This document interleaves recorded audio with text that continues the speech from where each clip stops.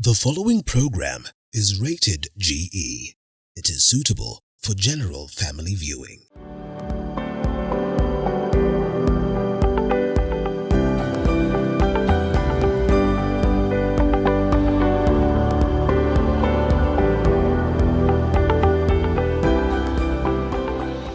On this episode of BodyGarage, we dive into the world of skincare.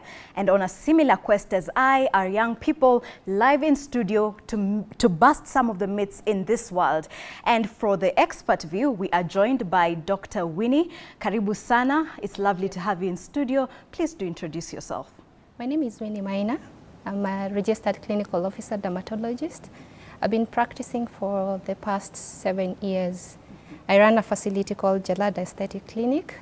Majorly, we do dermatology and reconstructive medicine. Yeah. So now we are talking about skincare. Yeah. So before we get even to the care, let's talk about the skin. Yes. What comprises of the skin? Skin, surprisingly, we say is the largest organ in our body. And 80% of this is water. We shall be discussing why hydration is very important. Then we have the proteins, a certain percentage, and fats. Yes. And so now let's go to the purpose of having a healthy skin. Yeah. And the bit of having a healthy skin. Yeah. How do I say that I do have a healthy skin? You do have a healthy Yes, skin. Even before we go to the health, skin is very functional because it's what protects organs from the exterior environment. It has many functions, physiological, you know how we sweat, it's functional. As we move, this is aided by our skin. So it's very, very critical in our body. For you to say you have a healthy skin, there is now the outward look that you're looking for, but from the dermatology aspect, we are looking at the skin barrier. Okay. For someone, if I look at you, I'm looking at, most of us focus on the face, but I'm looking at your skin holistically from head to toe. Yes. That includes even your hair and your nails. That is all what we, it will encompass your skin. When I look at you, a healthy skin will have a uniform complexion. Okay. In terms of texture is smooth, and we are looking at the hydration, it's supple. Yes. Yeah. Yeah. And so we do have definitely types of skins. There's the oily. So can you probably give us a breakdown of what are those? Most of these categories come as we speak about the skincare routine. And I know majorly most of us focus on the face, but the skin types will be normal to dry, oily, or even a sensitive skin. And you can actually get to know this when you're at home by yourself. Just take a couple of minutes after you shower in the morning, give your skin a break about 30 minutes to an hour. If after 30 minutes to an hour you tap, like you can use a tissue paper, and most of the T-zones especially, you find oil, you're likely to be dealing with an oily skin. If you can comfortably feel the skin is okay and move with your day-to-day activity, there is a normal skin. But there is also the sensitive skin. This mostly will get to encounter it when you're cleansing or when you're washing your face. There is sensitivity. And even when you handle products, you will feel that there is sensitivity or burning or even redness that comes by. Okay. Yeah. And we do have students with us in studio. Probably you're wondering, how do you get to know what type of skin type you have? Any of you who has a question so far? My question to you is, someone who has no knowledge about how to care for your skin, the homemade remedies, do they count in caring for your skin? Okay. So she has even gone ahead of us a little bit in terms of the remedies. So now we do know, her question will really come in later on. Okay. Let's talk about skincare routines. Yes. There are people who have weird skincare routines. Someone would have about 20 products lined up. So what is a skincare routine first, and what is the one that is recommended for someone? Okay. Skincare routine, just like the name, the routine is a set of activities that you do consistently, and you're looking at achieving a certain goal. So for skincare routine, we're looking at what are these activities that you do consistently, daily, and you're looking at achieving a healthy and a skin that is integral in terms of function. So that is what I would call a skincare routine. Yes. And so what comprises of it? We start with the very basic because we need to wash or what we call cleanse. Our skin needs moisture, we moisturize. And as dermatologists, we say add a sunscreen at least to your daily routine. Every single day, even when it's raining, when it's sunny, every single day wear your sunscreen, yeah. How many of you do have a skincare routine? Most of you. What do you do? What do you do? Mine is very simple. I use sunscreen, actually. I do use sunscreen. Yeah, good. And Vaseline. And Vaseline only. Yeah, and I steam my face every day and wash it. Is there a difference if now I myself has a skincare routine of probably 20 products? Will there be a difference with him who just wakes up, applies or washes his face and has, oil applied? Certainly, yes. But again, it will depend with the goal. Again, the age. Because the basic, like we've said, cleanse, moisturize, wear your sunscreen. Any add-ons depend with what you're trying to achieve. Some people have disease processes that allow us to add, 1 to 3 products. Others, they're dealing with, maybe acne, pigmentation changes, or they're feeling their skin is drier than normal, or they are, they have had scars. All that is what guides us. Is your skincare routine having 2 or 3 products? Someone else will have 10, another person will have 6, basically depending on the skincare needs that they're trying to address. And how does diet then affect your skin? They say what we eat, and this actually plays a very, very great role in our skin. Nutrition is very fundamental to our skin. What we eat feeds into the physiological function and the structural function of the skin. We said we have the components of skin being, water, proteins, fats. Yes. So this is an organ we're feeding. We feed our brain, we feed our heart, we feed our kidney. Even the skin follows the same suit. So there are particular ingredients in our diet that are very, very key for the skin health. What about water? Water. That is the best thing you can. How many times should I take it? As much as you can. On the minimum, we say 2 liters for an adult. 2 liters per day. Yeah. 2 liters. Who has done 2 liters? Oh, you do? Good stuff. Tell us, how is then the difference? Because now you do 2 liters per day. Do you see a difference with how your skin looks like? My name is Frank, and taking at least a day, I take like 1.5 or 2 liters, and I've seen changes in my skin. There are some rashes, somehow soft, Somehow soft. Interesting. And would water actually make you softer?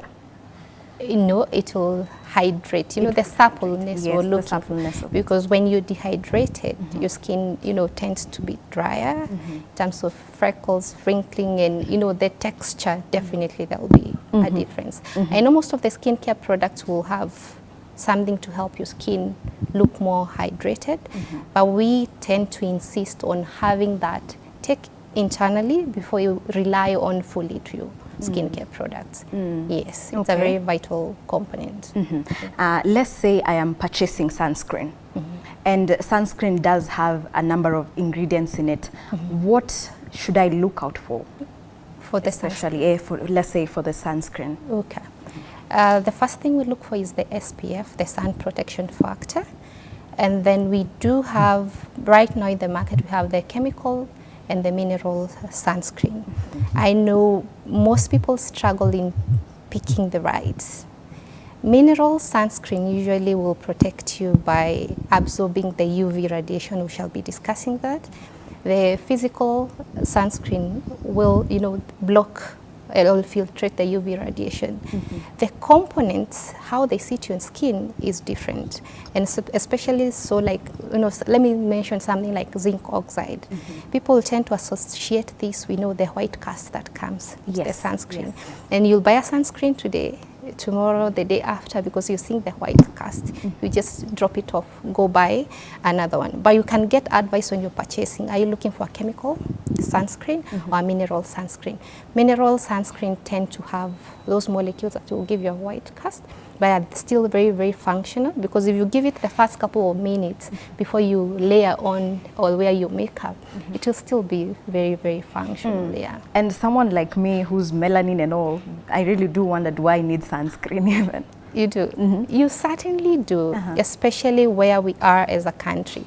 We are smack on the equator, so the sun is out every day in the morning to the evening. That is true. The melanin is very, very instrumental in protecting us against the UV radiation. If you look at people who live in less, we call the phototype skins, the lighter or the less melanin, the risk of UV radiation is higher than us. So you still do need that, but for sure, yes, you have a big percentage protection by your melanin. Yeah. Just recently, I don't know kama muliangalia, there's this TikTok content creator who made a homemade sunscreen, and she has really come under fire for the same. Kwanza, can I DIY my own? You've said there's some ingredients that I can look for and get, and can I DIY? How safe is it to do that? Totally not safe, because most of the products you see on the shelves have gone through a cascade of research, tests and trials before they are brought for human consumption. From where I sit as professionals, if you do react to a product, the first thing I check is the ingredients. And most of these products have listed the ingredients, the percentage, and that is what helps us help you. You will get a reaction. So why we are not big in advocating for DIY is what percentage of that, let's say zinc oxide, are you able to put into your sunscreen at home? What else do you combine with? Because the research is they bring so many molecules together so that they can be instrumental and functional and be helpful.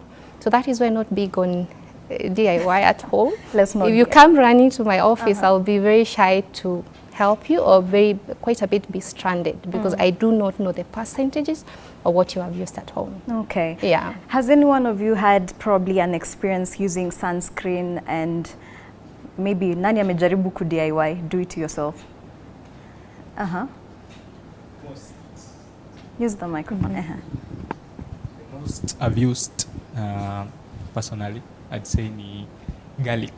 I heard that garlic, when you swallow garlic, maybe 2 cloves a day, it helps. So once in a while, maybe twice a month or 3 times a month, I swallow some garlic. You do swallow garlic and you feel it has a change. Okay, we would be dealing with that and more misconceptions about skincare. We would answer that question right after this short commercial break.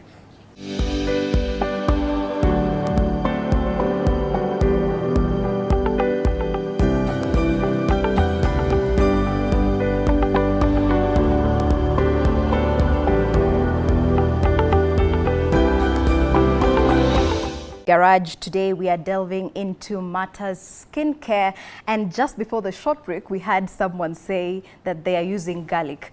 First, how viable is the use of garlic? For health? Yes, for the skin. And I like not to put skin way too far, because I'm sure you'll go in the market and purchase garlic, ginger, all those, the groceries, and they're very key in our health. So the advantages, yes, will be felt, but if you're consuming specifically to, direct that to the skin, you might be a little bit disappointed. You'll see overall general health improvement, and of course your skin will take advantage of that. Sometimes I see at home people try to mix turmeric, eggs on the skin, just form, inaitwangwa mask. The face mask. First, what are other misconceptions that we have in terms of, skincare? Yes. I think the biggest I've seen is men do not need skincare, and I'm happy that they are here today. Then the other thing I've seen is that oily skin doesn't need moisture or doesn't need to be moisturized, because they already have, enough oil. And the other thing is now, like you had said, the blacks don't need a sunscreen, which we actually do. Yeah. What are some of the, perhaps now the men in this room, we've heard that a misconception is that men do not actually need a skincare routine or to take care of their skincare. You in particular, the guy at the back, you said that you actually do take a lot of water for your skin. What pushed you to do so? Why did you have the need to take care of your skin?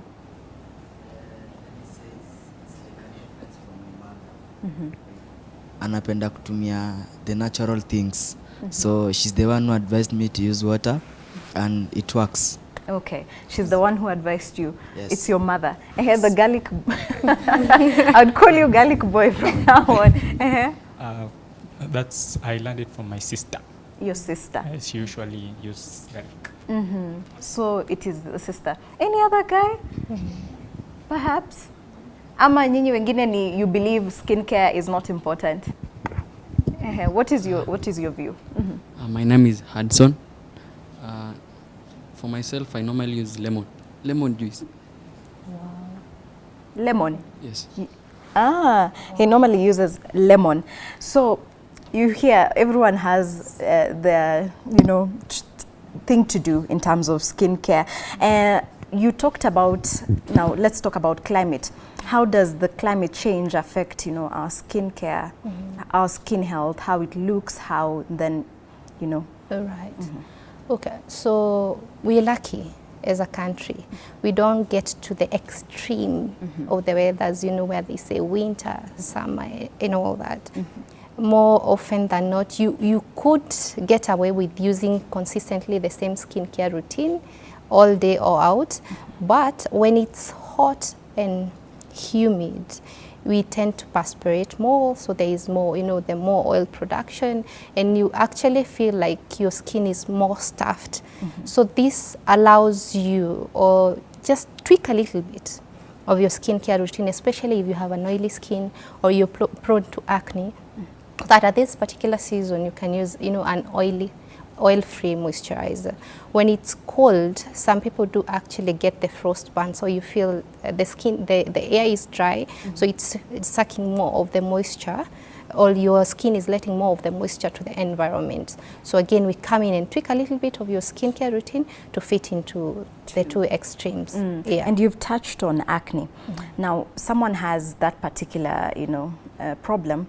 How then do they, deal with it? Deal with it? Yes. Oh, wow. Acne is very broad, and I think it makes 90% of the consultations that we do in the recent past, because it's chronic. You're likely to be dealing with this in a couple of years. And again, also has a genetic association.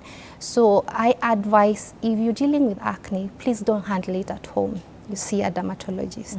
Well, it's a medical condition again. So we manage it depending on the presentation and severity, and whatever we put you on, it's almost indefinite prescriptions or indefinite skincare routine to help you, sail through until when we anticipate it will, slow down. Yeah. You had also mentioned hyperpigmentation. Yes. What is that first? Right. We said we're looking at an uniform skin tone, complexion, but there are situations that happen and you have darker spots or whichever part of your skin, not specifically to the face. That is what we call hyperpigmentation, a little darker than usual. Yeah. And then now, let's say I have darker spots on some parts of my skin. Yeah. How do I deal with it? We deal with it from the presentation and what caused that. You see, this is something that started, but before it happens, more often than not, there was a preceding issue. Could have been a skin illness, could have been an injury, it could have been a burn. It depends what led to the hyperpigmentation. So we handle it depending on the history. Yeah. All right. Any questions so far? My name is Sylvester Trevor. So I have a question. We are talking about skincare. So I don't know, how can you help me? Okay, the way you see me, I haven't started any skincare routine. So what is it that you you can tell me to convince me so that I can start a skincare routine? He says convince him. Would like him to want first, just skincare.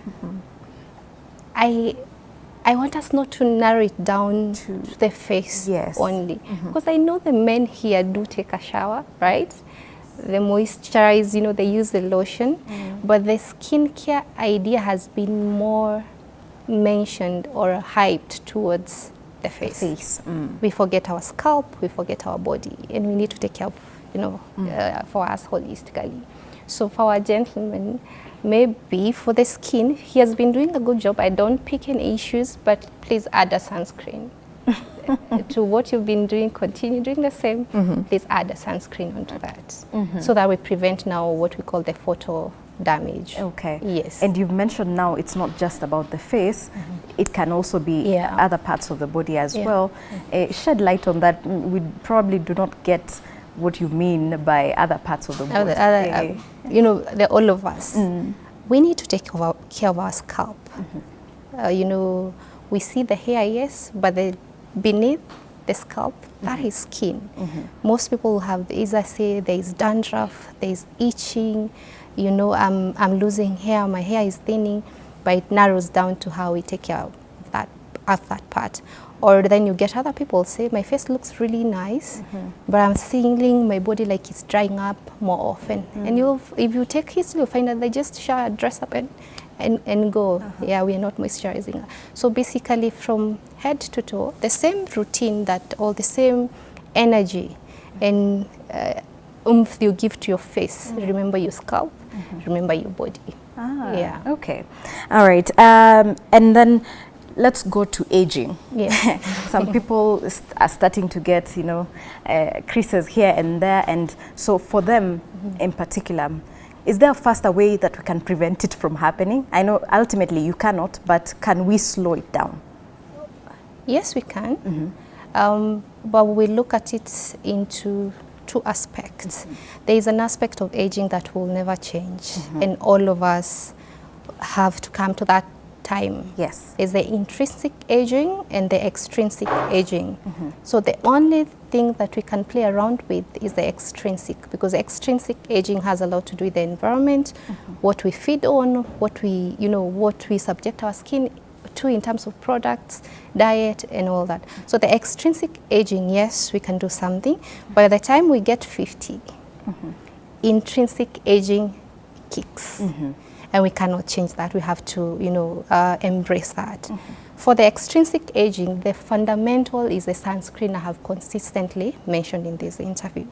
But when we do the age difference, the 20s, this is what you can introduce in your 20s towards a healthy and youthful skin in your 40s, in your 30s, and your 40s as well. So we start as early as we can, sun protection.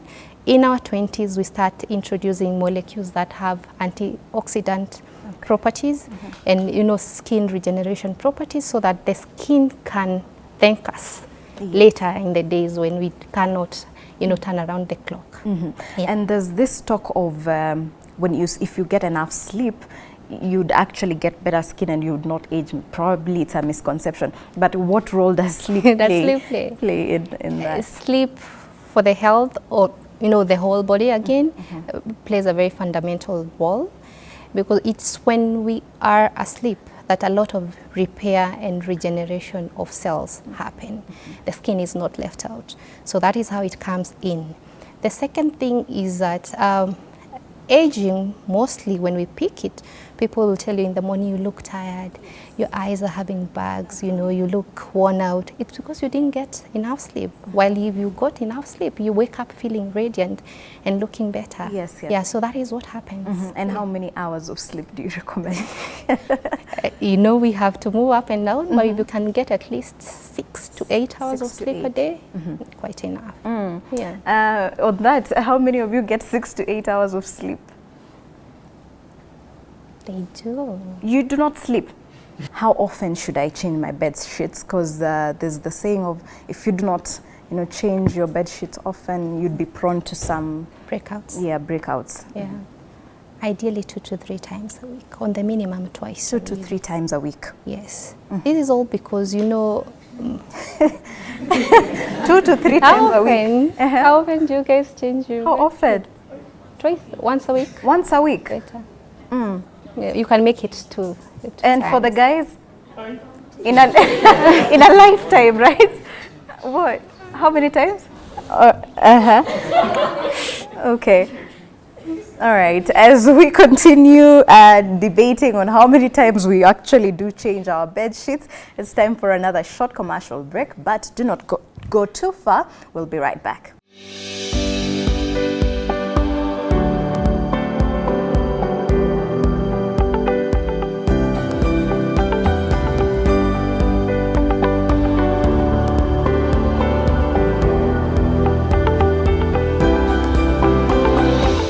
Welcome back. This is BodyGarage and we are delving into the world of skincare. And just before the break, we were talking about how often we do change our bed sheets.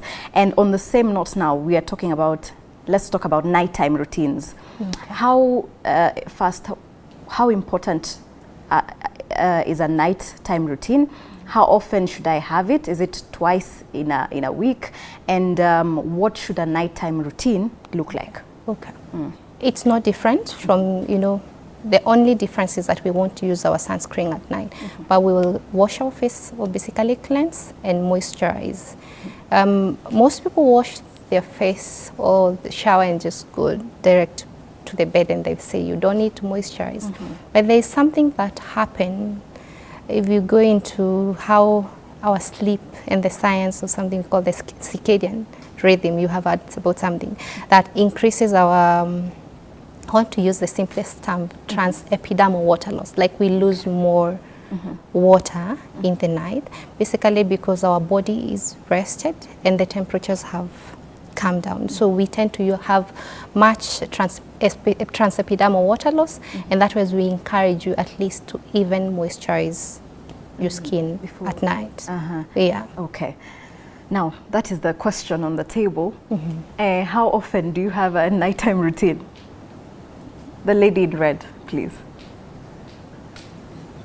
You know, some people actually do not even, you know, wash their face at night. Some would just get into the house. Unasahau, you watch a movie here and then you find yourself asleep. Do you have a nighttime routine, perhaps? No? So, but why? Okay, try and convince her why it is very important. Why you shower, right? So the reason is we've been out and about. There's pollution, you come into contact with dirt. Probably you had applied oil in the morning. All that takes in the pollutants in the environment. And then you go and sleep, you know, just fall asleep. That is likely to bring you to some quote-unquote breakouts, because the dirt and accumulation of these with the oils on your face clog the pores. So you might get away a couple of days, but eventually it will catch up with you. So let's, just the way you go into the shower, please, let's remove all the pollutants that we have come into contact with. And now we go to the stress factor. Every day you wake up, there's work you're supposed to attend to, classes for some of these people. You are bound to have some pressure. And that causes a bit of stress. Does it affect the skin health in some way? It does. It does. And it's actually worse for those people who have underlying skin issues, you know, like quote-unquote atopic dermatitis or eczema, you know, those who have acne, or those who have other conditions like seborrheic dermatitis. It gets worse. But or even for someone who has not had any issues, stress is shown to increase a hormone level called cortisol, the stress hormone. And in turn, it sensitizes the gland that produces oil to produce more.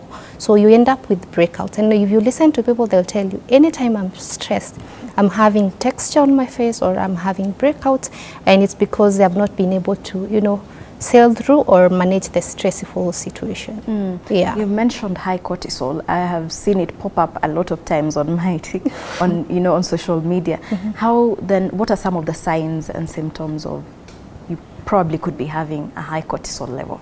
For your skin specifically? Yes. some will tell you they have been feeling anxious, or someone will tell you they have been going through a rough patch in their life. But specifically for skin, it can show up as breakouts here and there, unexplained. For ladies, of course, towards the menstrual flow, you will see a few. But beyond that, if your skin is breaking out more often than not, it's good to just catch yourself and reevaluate whether there is something that is happening. Okay. Yeah. Now let us open the floor. This is my question.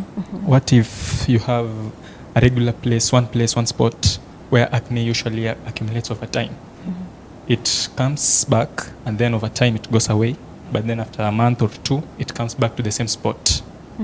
Is that also skin related? Same spots, different times. It's likely not to be acne. We could be dealing with something called follicular clogging or clogged pore that particular time, either with the dead skin cells, or there is a bacterial infection and there is trapped what we call sebum or the oils. Sometimes we like to evaluate because you could call another condition acne that has consistently come in the same spot. And acne, we don't define acne as just this one spot that happens on your face. It's totally different. Yeah, so I'd love that you get checked and we see what exactly it is. Yeah. Okay. Yes. My name is Ponjel, and on the topic of sunscreen, most of our lotions have sunscreen. So the question is, how often should we apply the sunscreen? Yeah. Okay. Thank you. Very valid, because I get that question quite a lot in the consultation. But then we have the primary sunscreen, which is designed for that specific role. The add-on in the lotions is actually not enough, because anytime we're looking at least a sun protection factor, the SPF of 30 and above, rarely will you find that they have achieved this particular strength in the lotion or in the makeup. Lotion and makeup, they're in the secondary sunscreen. Still use the primary sunscreen after you get through your routine. Yeah, so that you can achieve the maximal protection that you need to have. Yeah. Okay. Yes, another burning question. Okay, again, my name is Sylvester Trevor from Kenya Methodist University. Okay, so we are talking about skincare. Yes. And there are those people who are not able to afford the products that are needed to be used for their skincare. So what is the solution that can be given to them? Yeah. And on that same breath, what are some of probably the natural remedies? Yes, as well. Thank you so much for that question, because everyone shies away from the skincare routine because they feel another misconception is actually cut for those who do have money. The basic of what we described, washing, moisturizing, and sun protection, we have the most basic, even in terms of products that you can use. If I move from here and go to the most interior part of the country, I'll still be able to transfer the knowledge and the practice to those people, even if they can't access the skincare products that we see in the shelves. There is a moisturizer that they will apply, there's something that they'll wash their skin with, and there is a way they can protect themselves from the sun. Beyond the sunscreen, I know the sunscreen in terms of pricing, you can do the protective clothing. Yeah, just when you're going out, the wide brim hat, protective clothing, and you're good to go. And then avoid the sun exposure between the 10 a.m. and 4 p.m. You'll be very well protected and achieve the good skin that you're looking for. Okay, so it is actually a misconception that the more expensive it is, the better it is for you. It's a misconception. All right, all right. It's good we are busting these myths. We have another question. I'm Gloria. My question is, what advice would you give a person who has used several products but they're not working for them? Okay. Thank you, Gloria. I'll ask them to see a specialist, more so a dermatologist, because most what we do is use the products at home, or like what you're saying you picked on TikTok. Yes. Someone posts something, you run into it and pick. Then they are probably going through a very different condition, because what you're trying to treat could have been triggered by something that need to be medically checked. So when someone posts something and you feel like they relate to your story, see a specialist who can actually establish, sure enough, you can go ahead and use this and it will be beneficial. It ends up being very expensive hopping from one product to another, while you just have seen a specialist, given you the basic that you can use, and you'll be helped actually. Yeah. And so on the same, how then do I know it's time for me to see a dermatologist? Because sometimes you notice a spot here, your skin is dry on a particular area. How do I know it's imefika wakati? You need to see us. We say 3 things. If your skin is irritated, dry, it's itching, or you're seeing an unexplained rash, please see your dermatologist. If there is this particular spot that has a swelling or a mole like what he's describing, either it's increasing in size, it's changing in color, it doesn't look like any other lesion that you have on the body, please see a dermatologist. The other thing is, right now we're in the era of how we feel about ourselves and confidence. If whatever you see in the mirror in terms of skin, you feel I am not confident enough and it's affecting your self-esteem, please see a dermatologist who will be able to help you. Yeah. Okay. We did have, yes, please. My name is Salome. What's the importance of regular facials or body scrubs in maintaining a healthy skin? A healthy skin. Regular, you mean how often? How often? How often are you looking at a monthly? Maybe twice in a month. Twice in a month. They're actually helpful if done right and with the right product. Simply because when we go to the structure of the skin, our skin renews itself. If they are dead skin cells, trying not to use the medical word, that come to the top. That doesn't mean someone who doesn't do facials and scrubs still don't shed this particular dead layer of the skin. They still do. The fundamental of how we can shed this is through moisturizing, what I've been insisting on. When you put on the moisture, the oils and all that, it helps you when you go to the shower, that particular dead skins, they're able to go away. So that is how they help. The scrubs and the masks will just aid you to completely get off that dead skin there that is building up. Yeah. And on the same, I have seen people use chemical peelers. Yes. Or just peeling. First, how safe is it? Because it looks scary. And then, does anybody just get to do it? It's for a specific chemical peels is actually a medical form of treatment that we use as dermatologists, and there are indications for particular peels. There's so many. I'm sure you've seen the internet. Someone you can literally peel the skin. There are indications for that, be it acne, scars, pigmentation, all that. But it's not something you can do at home. We have different strengths of chemical peels. There are some molecules that have been put in the skincare products that you can use over the counter and actually help you with the chemical peel process. The medical or professional chemical peels, please don't try at home. If not used appropriately, can actually lead you to having a worse off situation that you thought you could be. We use them for medical conditions, and we also use them for anti-aging benefits. Okay, as we wind up this show, probably just give us your pro tips on skincare. The skincare? Yes. I think here, diversify your plate in terms of diet, not junk day in, day out. Stay rested and very well hydrated. Manage stress if you can, and you'll enjoy your healthy skin. Yeah. Absolutely. So we have come to the close of the show. Thank you for being very attentive and being a participant in this whole topic of skincare. We will definitely, and I do hope that you back there at home has gotten a tip here, a tip there on how to maintain a healthy skin and how to actually maintain your health, the health of your skin. Until next time, do have yourselves a lovely time. I am Sheila Chelagat.